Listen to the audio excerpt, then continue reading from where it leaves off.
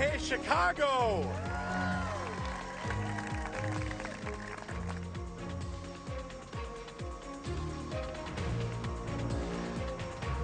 An announcement more than a year in the making and a big event now more than a year away. Top Democrats celebrate Chicago as the party's choice for the 2024 National Convention.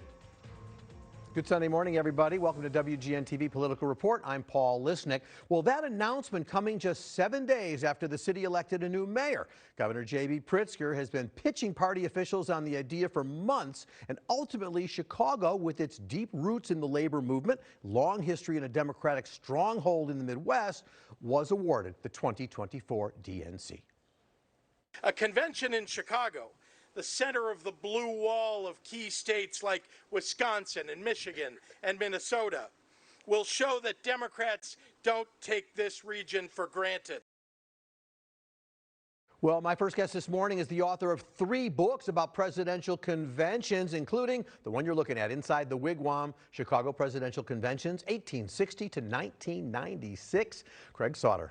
Welcome to the show. Good to see you. Glad to be here. I've got the Bible right here of our conventions. The decision clearly was an effort of the governor, of the mayor, of Senator Duckworth, who was very involved in this. It did come shortly after Brandon Johnson's election as mayor. Curious, as you know these through history, how much do events like that matter in terms of the selection? Well, I think probably it had a little bit to do with it, but I bet they were leaning towards Chicago even before the election, because the committees are out there working for almost a year making their pitch. So probably they had weighed a lot of the pluses and negatives by that time. Maybe in some ways a coincidence. Couldn't hurt at all, because you know, the kind of ideology, the kind of point of view that the Democrats are trying to project is embodied by, you know, Brandon Johnson, by our governor as well. Well, certainly Senator Duckworth said that Chicago makes sense because it becomes an outreach to the whole Midwest. She talks about rebuilding the blue wall of Wisconsin and Michigan and all of that. Is there a connection between where a convention has been held, certainly in Chicago through the years, and you know, and the neighboring states and where it's being placed? You'd have to do a real study on that. I'm sure in some cases, well, in some cases that's not a question we looked at, but I think that you try to have the convention in an area that you want to definitely take and that you're a little worried about. And of course, they're worried about Michigan and Wisconsin still. They're, I think, probably leaning more towards Democrats at this point. So one of the factors, you know, look, you know, there's been a lot of rumors of J.B. Pritzker wanting to run for president. He's made it clear he certainly wouldn't do that if Joe Biden stays in the race. But I'm curious whether that would have played any kind of factor in the selection, because obviously President Biden had to approve it.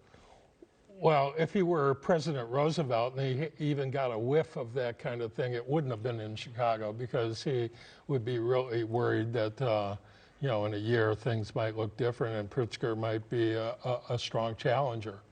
The 2 recent Chicago, how many total have there been in Chicago? Well, this will be the 26th. 26th. There's 14 Republican, and this will be the 12th Democratic.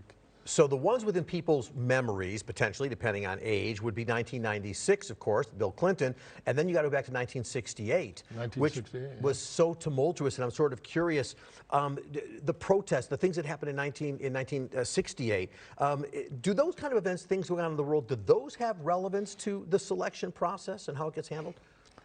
Well, we didn't. Democrats didn't come back to Chicago for over 26 years or something like that. I was on the corner of Balboa and Michigan in those days. I know that the hard feelings were on all sides, and the party had really been damaged by the whole event there. So that would have put it off for quite a while. Yeah, definitely. And when we came back, when the Democrats came back in '96, they had the protesters in a little cage, which, you know. Although interestingly, that Daley the man was mayor for '68. Daley the son, I should say, was mayor the next time. He wrote the introduction for our book. Yeah, you wonder. He said, "Why did it take so long for the Democrats to get back here?" They waited for another Daley to come in. Talk about the kinds of preparation infrastructure that has to happen. This event is basically a year plus away. They're already working on it. What, I mean, yes, it's United Center, and I understand that, and I think they're probably signing the contracts, getting ready for all that. Yeah, what has to happen? They're doing that kind of thing. Historically, they even built the convention halls. Like when Lincoln was nominated in 1860, they built a building called the Wigwam where the rivers divide. Like the World's Fair used to be, they would literally build the structures. Yeah, they'd had to build the structure. That happened in 1864 for the Democrats, 1892, and they were all called wigwams up until the 20th century. Then we had a big convention center called the Coliseum on Wabash and 15th Street that served for several times. We had the stockyards for a couple conventions, and we had the Chicago Stadium. So there's a lot of work that goes into it, definitely.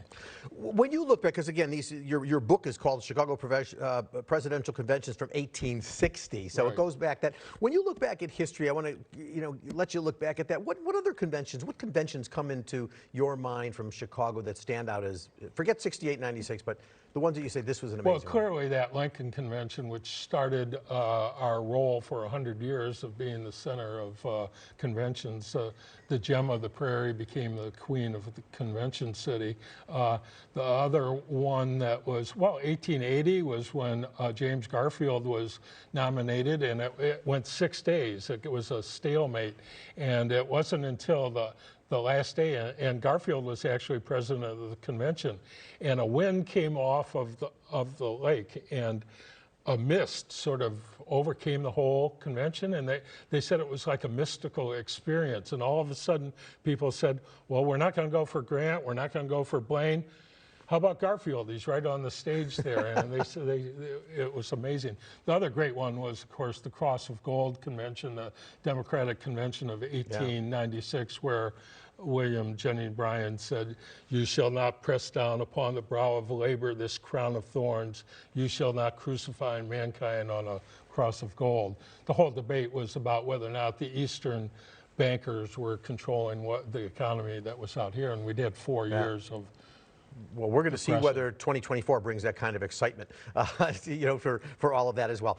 Craig Slaughter, thank you for being with me. The book, among many he's written, but Inside the Wigwam, Chicago Presidential Conventions, 1860 to 1996. Check that out. Thank you, sir, for being with me. Thanks a lot. Great. Enjoy your Sunday. We're going to take our first break. Coming up next on WGN TV Political Report.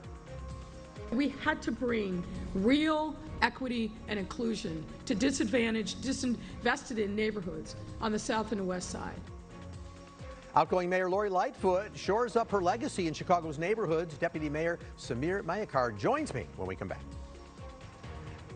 And later, talks about the latest from Washington. Will lawmakers in D.C. ever move forward with stricter gun laws, among other things? Don't go anywhere.